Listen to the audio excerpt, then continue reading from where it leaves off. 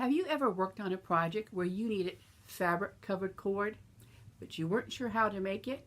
Well, join me in my workroom today as I show you how you can take cording and fabric and join them together to make your very own custom covered welt cord.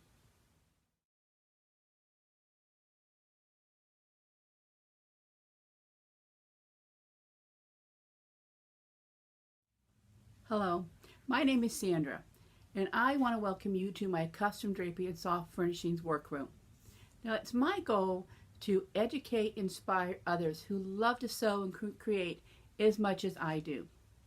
Now, in today's video, I am going to show you how you can create your very own custom covered welt cord. Now, sometimes I call it turn cord. And as I walk you through the instructions, you're going to see why. Now, I want you to stay till the end because I'm going to give you some ideas on how you can use this turn cord. For this project, you will need cording of your choice. I will be using a 1/4 inch cotton cording, and I will be using fabric of my choice, and I will also be using a sewing machine with a zipper foot. Now, you can certainly use an industrial machine or a home machine, whatever you have at your disposal. Now, you will begin by cutting bias strips of fabric that will give you the yardage that you need for the project that you're working on. Today, I'm going to be using a 27-inch piece of fabric, and I have cut my fabric 2 inches wide, and the 2 inches will accommodate my 1/4 inch cord. It will wrap around and give me a half inch seam allowance. Now, if you're using a different type of cord, other than a different size cord, I should say, other than a 1/4 inch, then you will need to take a piece of fabric and just go ahead and wrap it around your cord. And do you have like a half inch seam allowance from the bottom of the cord to the fabric?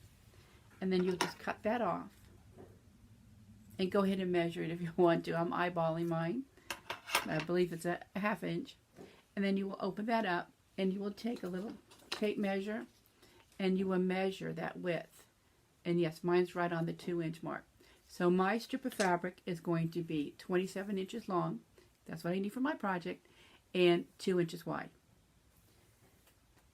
And as far as the cording goes, the strip of your cording, the length of your cording will be 2 times the length of the strip of your fabric. So my fabric, again, is 27 inches long. So the length of the cording that I will need for my project will be 54 inches. Okay, now it's time to head off over to the machine. Now, I want to begin by finding the center of my cording. Now, I'll let you know that my cording usually comes on a long spool, and I don't like to just cut it off and waste it. So I'm going to leave it on the spool, and I'm going to find my center by matching up the end of my fabric to the end of my cording. And I will just pull along till I get to the end where the fabric ends. And then I will take my fabric and with the right side down, lay it on top of the cording. And then this raw edge here, I can just push it out of my way. And I'm going to wrap my fabric right sides together. And then I will begin by doing an anchor stitch right here, right across the fabric and to the cord.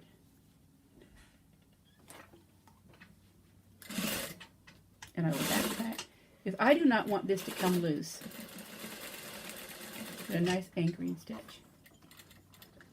Okay, then I will turn the cording in the fabric, and I will fold the fabric around the cording, matching my edges of my fabric.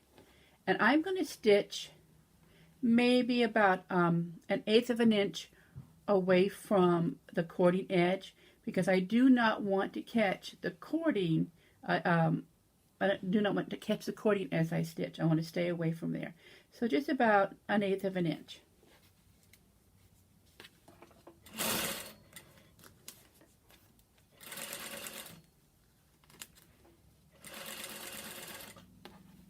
I will continue to wrap.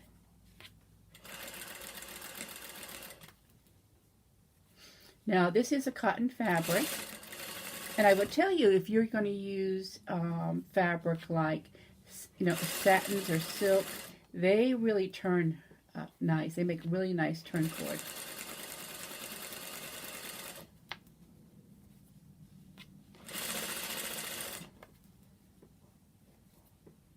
And I leave I use a 1/2 inch as I'm sewing, because if you're using a fabric that wants to fray a little bit, you will want to go over and do a second stitch, just to make sure it's going to be reinforced.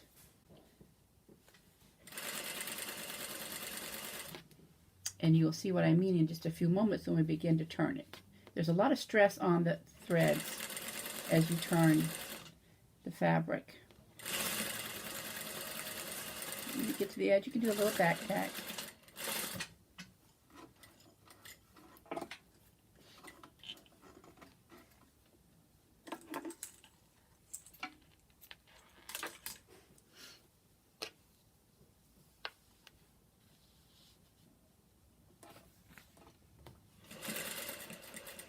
Like I said, if you are using a fabric that wants to fray a little bit, go ahead and stitch it twice. Now I use a fairly close stitch width, well, probably about a 3.5 to 4. You definitely do not want to use a basting stitch. Again, I'm careful not to catch my cording.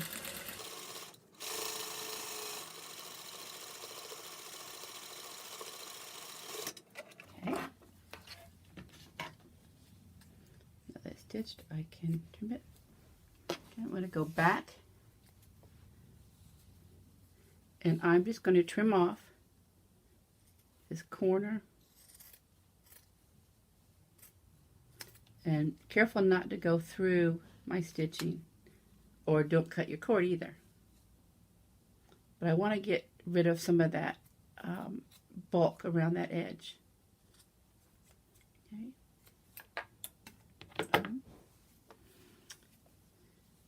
And I'm going to go ahead and just trim some of my seam allowance off. And I'm going to leave about 1/4 inch, because as this fabric turns, it will fill in and give you a nice firm cording. Again, if my fabric was one that has a lot of fray to it, I would not cut it down, trim it down. I would maybe leave like maybe a little bit over 1/4.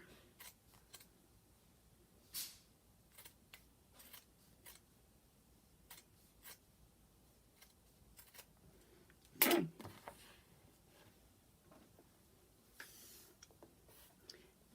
Now you're going to want to go ahead and anchor your cording underneath the presser foot, or if you have a clamp, you can certainly clamp it, and start at the bottom edge and just push your fabric up. Just shim it right up that cord. Push it up there. And take it off. And this is probably the hardest part that you will do, is to begin to push this fabric up over this bump. And you just have to kind of maneuver it with your fingers. And sometimes you have to go ahead and get a pair of tweezers, or maybe even a safety pin to help pull it and get it over that edge. But once you get that started, you're good to go. Like I said, if this was silk or satin, be careful not to pull your threads.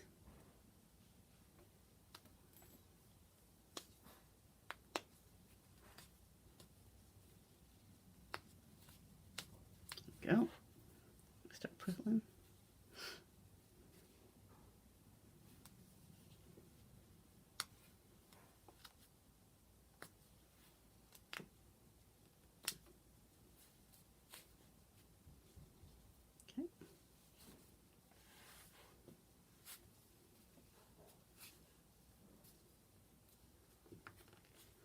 Again, you can see it's going to start to pull. And I'll stick it back underneath.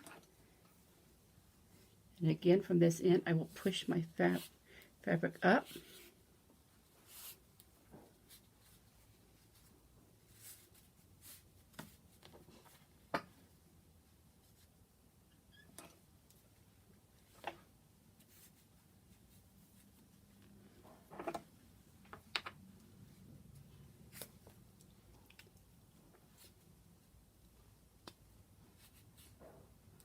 And then you can see it will start to push right over that edge. And if you need to, you can put it back underneath. Careful not to sew it.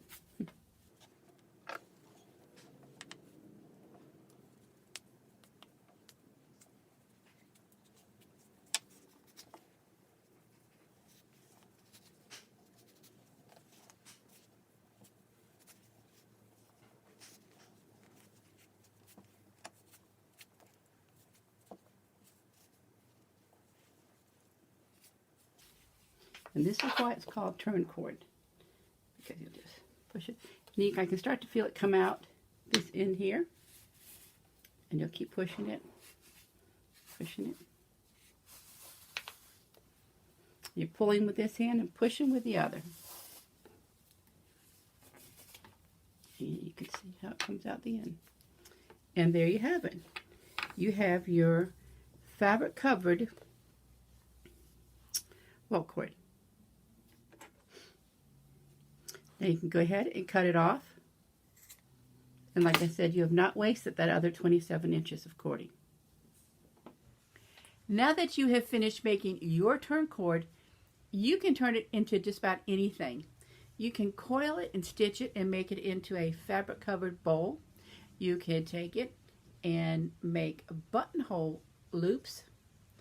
You can make beautiful Chinese knots that can be the buttons for the buttonhole loop.